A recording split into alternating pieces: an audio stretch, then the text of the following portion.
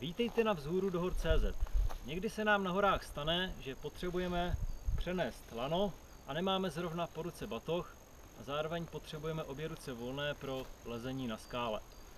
Nejjednodušší způsob je navázat si lano šikovným způsobem na záda. Ukážeme si jak. Svázané lano lehce povolíme a necháme si trošku delší volný konec.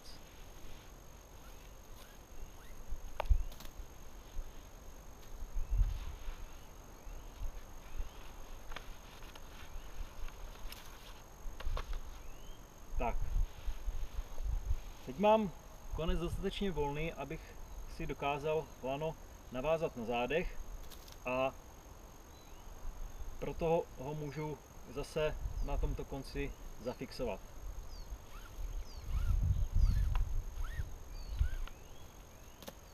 Tak, lano opět dotáhnu a nyní si mohu zbylé lano přehodit přes záda, tady touto stranou směrem k zádu.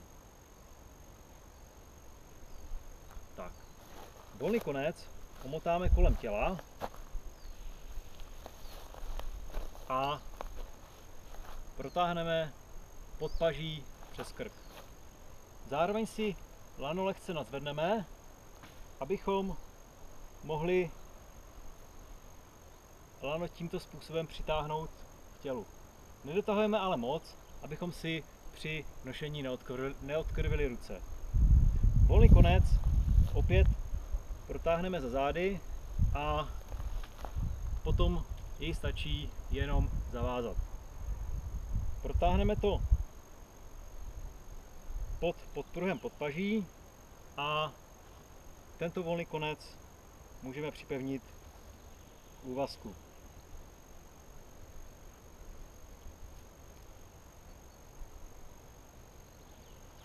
Nyní jsme připraveni k lezení na skále, láno se nehýbe, ruce máme volné.